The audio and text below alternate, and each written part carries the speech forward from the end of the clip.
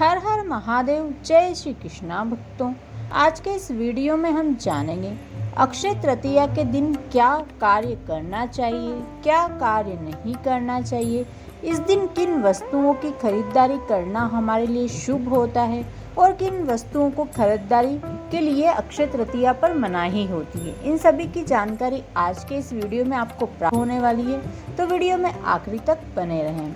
अक्षय तृतीया, जिसे आखा तीज भी कहा जाता है, यह पर्व वैशाख माह के शुक्ल पक्ष की तृतीया तिथि को मनाया जाता है।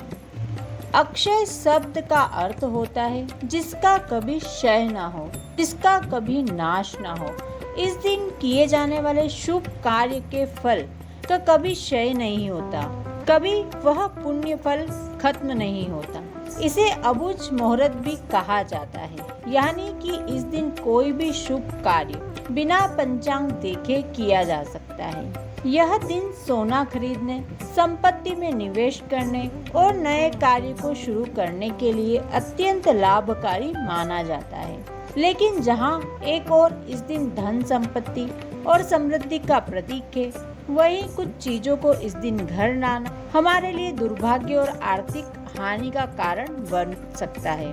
तो चलिए जानते हैं इस दिन हमें क्या खरीदना चाहिए, क्या नहीं खरीदना चाहिए, इस दिन कौन से कार्य हमें करने चाहिए और कौन से कार्य हमें नहीं करना चाहिए।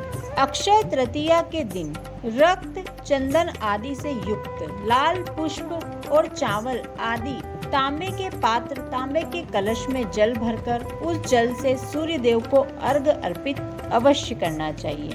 दूसरा, घर के पिंडे पर, नदी के तट पर, कुएं के तट पर, घर के मुख्य द्वार की चौखट पर दीप जलाकर श्री हरि विष्णु और माता लक्ष्मी की आराधना करनी चाहिए। इस दिन गुड़, चावल, घी, जल का घड़ा, गन्ना, ठंडाई, जौ, दही, सत्तू, सूती वस्त्र आदि का दान करना चाहिए। इस दिन स्वर्गीय आत्माओं की प्रसन्नता के लिए जल का कलश, पंखा, खड़ाऊ, छाता, ककड़ी, खरबूजा आदि फल, शक्कर, घी आदि ब्राह्मण को दान करने चाहिए। इससे पितरों की कृपा प्राप्त होती है। इस दिन 11 कौड़ियाँ खरीदकर घर अवश्य लाना चाहिए और उनको लाल कपड़े में बांधकर पूजा के स्थान में रखना चाहिए। इससे देवी लक्ष्मी को आकर्षित करने की क्षमता होती है। देवी लक्ष्मी को कौड़ियाँ अति प्रिय होती है। इस दिन घर में जौ खरीदकर अवश्य लाना चाहिए। इस दिन घर में जौ लाने से घर में खुशहाली और समृद्धि आती है। इससे जो भी रुके कार्य होते हैं वह बनने शुरू हो जाते हैं और जो पैसे अटके हुए होते हैं वे निकल जाते हैं। हमारी इनकम में बढ़ोतरी होती है, प्रमोशन के योग बनने लगते हैं। इस दिन घर के मुख्य द्वार पर आम के पत्तों से बनी बांदरवाल अवश्य बांधना चाहिए। इसके अलावा इस दिन पीली सरसों, हल्दी की गांठ, सेंधा नमक, रुई, मिट्टी का कोई भी छोटा या बड़ा बर्तन, चने की दाल, केसर और आदि आपकी क्षमता हो तो सोना और चांदी भी अवश्य खरीदकर घर में लाना चाहिए। जो चीजें भी इस दिन खरीदी जाती है उनका कभी क्षय नहीं होता, उसमें हमेशा बढ़ोतरी होती है। यदि आप छोटी सी भी कोई सोने या चांदी की बनी हुई चीज लेकर आते हैं तो अवश्य लेकर आइएगा।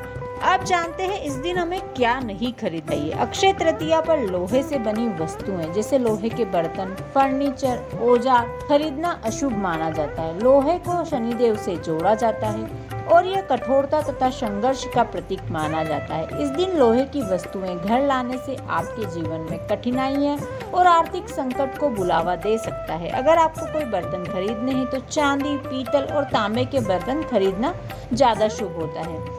काले रंग की चीज, अक्षय तृतीया पर काले रंग की वस्तुएं जैसे कपड़ा, सजावटी सामान या अन्य उपयोगी चीजें घर में लाना वर्जित है।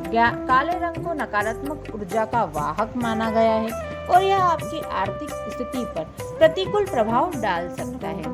अक्षय तृतीया पर किसी अन्य का पहना हुआ कपड़ा, खासकर पुराने और इस्तेमाल किए गए कपड़े पहनना या खरीदना अशुभ माना जाता है। यह आपके भाग्य में रुकावट पैदा कर सकता है और लक्ष्मी जी की कृपा दूर हो सकती है। इस दिन चाकू, कैंची, तलवार जैसी धारदार या काटने वाले उपकरणों को खरीदना या घर में लाना भी अशुभ माना जाता है। ये वस्तुएं घर में कलह और विघ्न बढ़ा सकती है और रिश्तों में कटुता ला सकती है। अक्षय तृतीया पर अक्सर लोग सोना खरीदते हैं, लेकिन कुछ लोग बजट के कारण नकली गहने या सस्ते धातु के विकल्पों की ओर रुख करते हैं। यह व्यवहार न केवल आर्थिक रूप से भ्रमित करता है बल्कि आध्यात्मिक दृष्टि से भी अशुभ माना जाता है। अगर आप असली सोना नहीं खरीद सकते तो कोई और शुभ वस्तु जैसे पीतल का दीपक या फिर लक्ष्मी गणेश की मूर्ति भी आप ले सकते हैं, या फिर चांदी की अंगूठी भी आप खरीद सकते हैं। इसके अलावा एक बहुत ही जरूरी बात, वैशाख के महीने में कुछ खास तिथियों पर जिनमें अक्षय तृतीया भी आती है, उस दिन सत्तू का दान अवश्य करना चाहिए। आप किसी जरूरतमंद को दे सकते हैं, कोई ब्राह्मण है आप उन्हें दे सकते हैं, या फिर आपके आसपास कोई नहीं जिसे आप दे सकते हैं तो आप मंदिर में सत्तू का दान कर सकते हैं। इसके अलावा वैशाख के पूरे महीने में आपको मिट्टी के बर्तन का पानी शिवलिंग पर अवश्य चढ़ाना चाहिए। इससे आपकी सभी मनोकामनाएं अवश्य पूर्ण होती है। आशा करती हूँ आज का वीडियो आपको उपयोगी लगा होगा। वीडियो थोड़ा भी उपयोगी लगा हो तो वीडियो को लाइक करके कमेंट में हर हर महादेव अवश्य लिखें। साथ ही यदि आपने अभी तक चैनल को सब्सक्राइब नहीं किया है तो चैनल को सब्सक्राइब करके बेल आइकन प्रेस कर दें ताकि ऐसे ही वीडियो के नोटिफिकेशन आपको प्राप्त हो सके। वीडियो देखने के लिए आपका बहुत बहुत धन्यवाद। हर हर महादेव, जय श्री कृष्ण।